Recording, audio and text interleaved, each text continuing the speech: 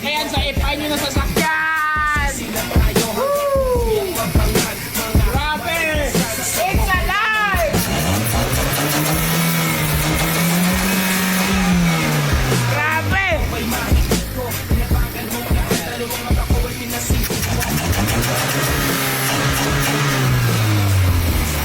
Stock car, baby! Let's go! For today's video guys, so i-downgrade natin si Trashcan. Sasalpakan natin siya ng stock carb guys para kasi sa sobrang taas ng gasolina ngayon, kailangan na natin siyang i-downgrade konti. So ayan, ito yung natin, third natin na itong service natin. So stock carb siya yan. So pinorting na natin. So perfect yan para kay Trashcan. So yan, isasalpak natin para mas matipid si Trashcan at mas economy. So yan lang yung target natin is economy. So yan. So max speed naman ito is 80 lang kasi pag lumagpas ako ng 80, gumagano na yung chassis kasi titanium yung chassis. Yan, so ayan. So useless pa rin yung power. So kailangan natin is economy guys. So tara, let's go. So guys, naloobat si Trashcan guys. So kailangan namin ipupun dito sa workshop natin. Hindi naman ito mabigat. Sobrang gaan ito eh. Kaya natin.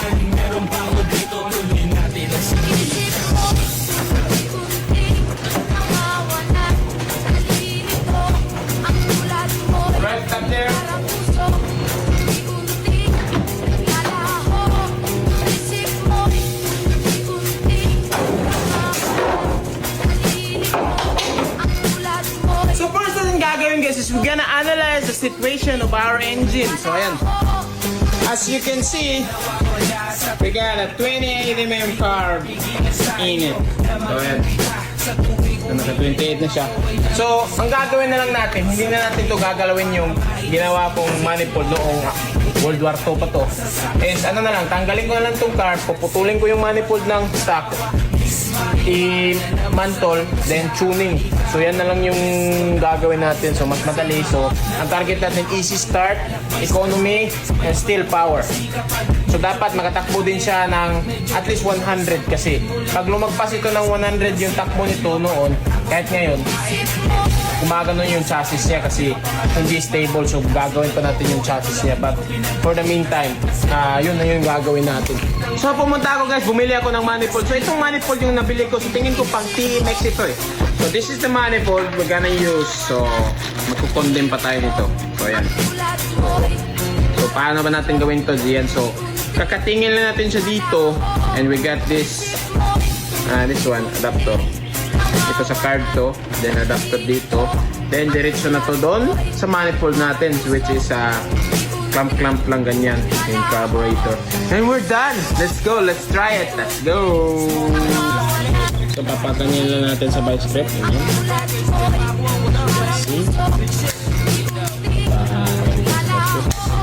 Let's go.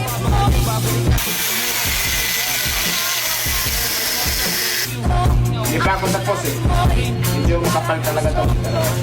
To be continued.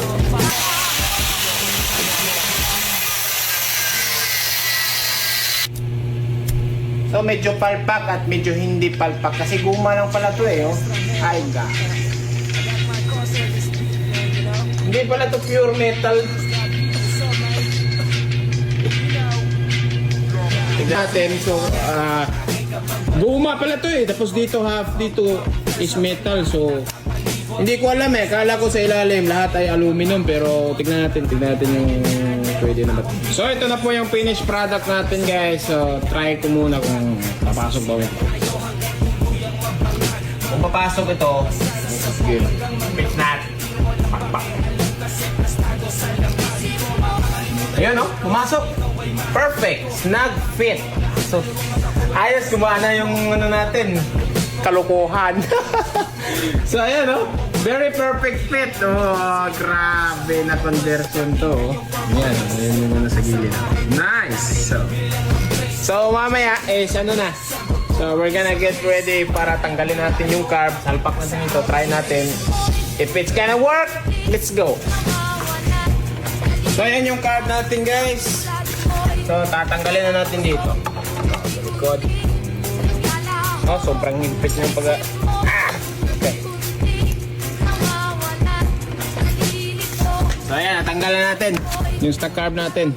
So, champion na sana eh. So yung rider lang problema. Okay. Let's go. So kakatingan ko lang to konti, guys, para makapasok yung Allen bolt at saka hindi makadisturbo dito sa ating manifold mismo. Ganyan. So yan yung formation niya dyan. Oh, diba? So may Allen bolt siya dyan. Dyan Allen. Pero dito clamping. So hindi yan nakadisturbo yung Allen natin. So ganyan tayo gagawin. Ay, tara! Let's go!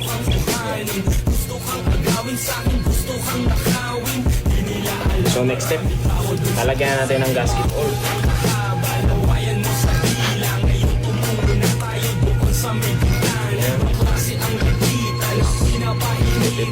As many as you can para ma-seal kasi ito magiging rubber din to eh. Yun, ready. Pack. Yan.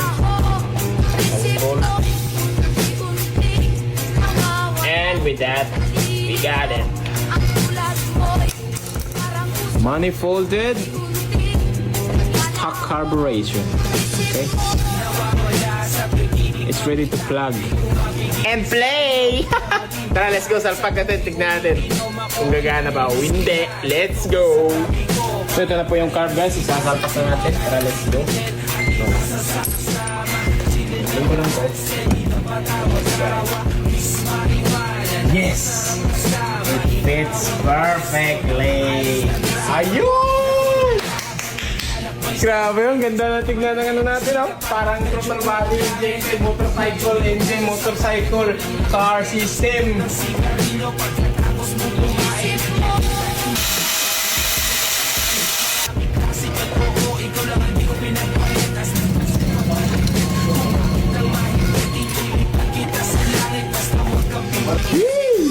Grabe! Hose extension.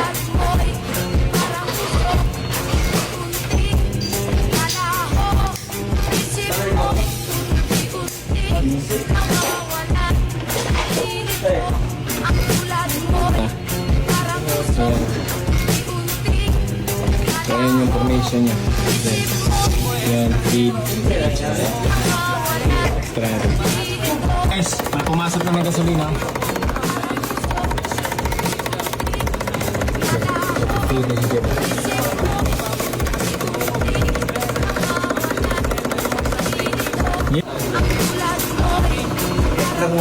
One, two, three, go.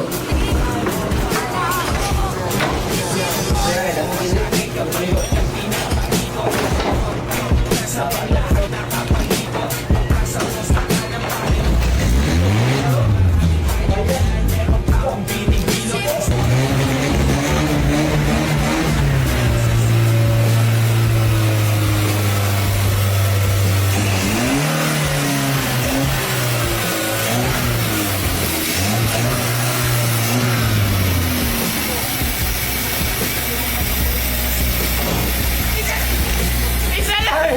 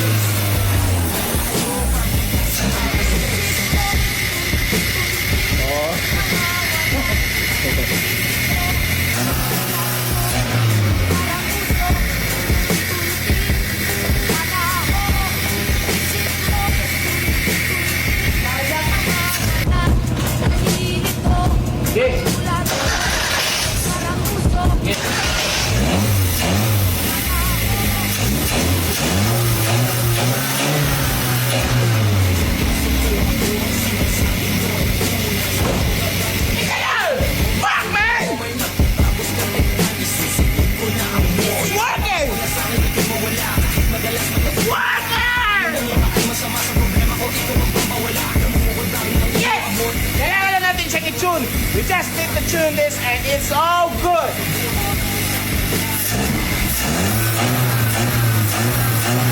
At lagyan natin ng pabigat kasi nag-weld siya eh.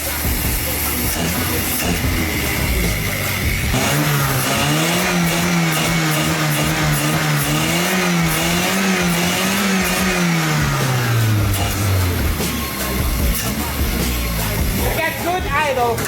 Ang problema lang nito is we need to adjust the float because mauubusan siya ng gas. Feel ko eh. I feel it instantly. Let's try it.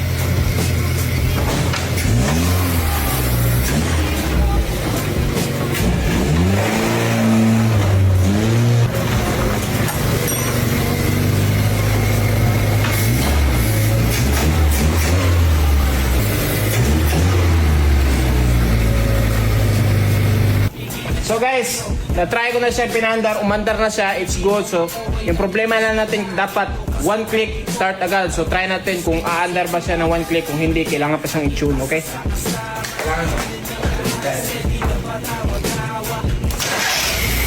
Yan! It's alive! Woo! Walang bitundo yan! Mas mabilis pa yan sa F5 nyo na sasakyan! Woo! Grabe! It's alive! Grabe!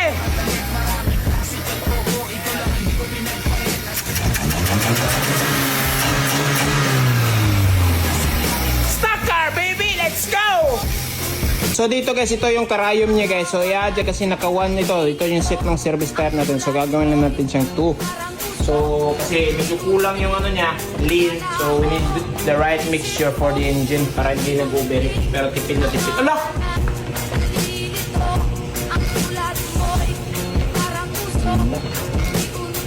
Patay ko guys, nawang lang. So guys, dito guys, kailangan ko munang i-adjust tong float kasi mauubusan siya ng pundo guys ng gas. So, ito yung i-adjust natin siya konti. So, i-open natin konti yung float niya para gumana lang siya ng maayos. So, yun lang yung kailangan nating i-solve. So, ayan no, nakikita nyo wala siyang gas. So, ito yung ano natin, adjust natin siya konti. Tanggalin mo lang to, ganyan. Maliit kasi sobra yung butas niya eh. Kailangan nating i-adjust to konti pa up. Kumuha kayo ng ganito. Ganyan. Up, ganyan. Para open pa rin yung ano niya. Yung float ba. Kasi nga sa service type ngayon, nauubusan to ng puno. How much more kaya dito? Diba? So, ganyan. So, tingnan ko muna.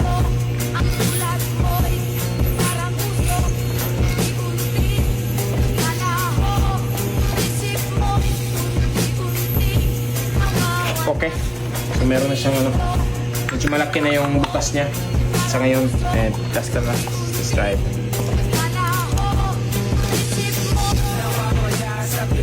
Built-in filter. Tanggalin na natin yan. Tanggalin na natin yan para mas mabilis pumasok yung gas. Okay lang yan, no? Wala. Para may pundo din dito. Kasi pag meron yan, matagal pumasok yung gas. Tsaka pag nababarahan naman, bubuksan lang naman natin yan eh. Diba? Okay. Okay, talpak na, tara. So guys, try natin paandarin guys. So na-adjust ko na yung float lahat guys. Sinagyan ko ng cable tayong car para safety tayo sa daan. Dito yung mabirihan. So try natin kung one click lang siya, okay na, perfect na. This one tayo. It's alive! Let's go!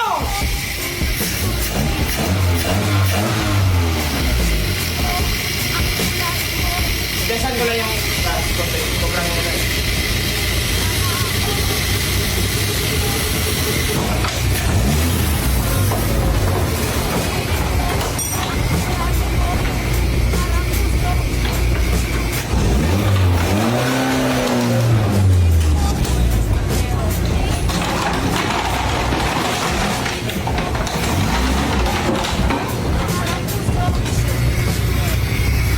Sabi guys eh. Ayos.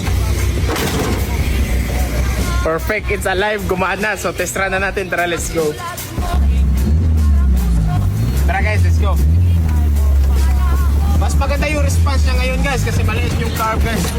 Mas mabilis yung torque. Tignan mo.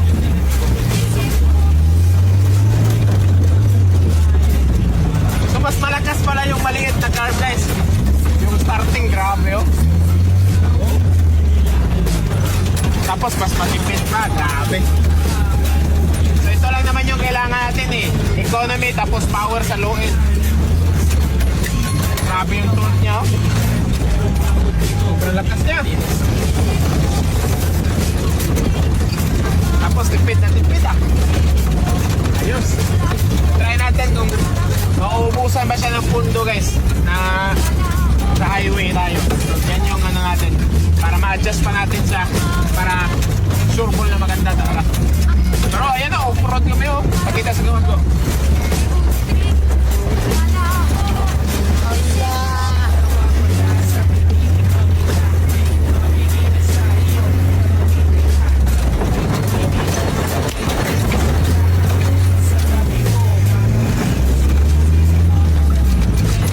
Malakas ah, malakas.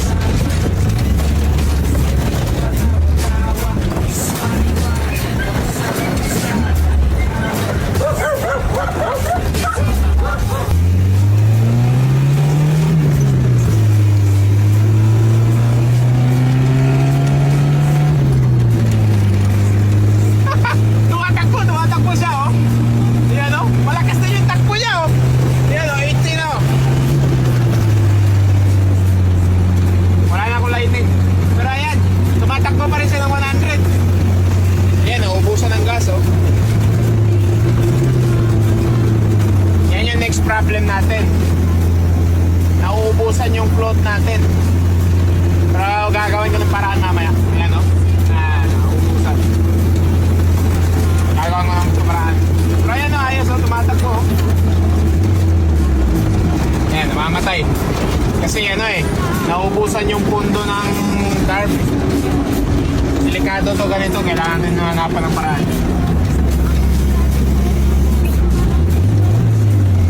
So, okay lang naman siya hindi ka masyadong malakas yung takbo mo. Pero pag malakas yung takbo mo, nauubos yung pundo ng carb.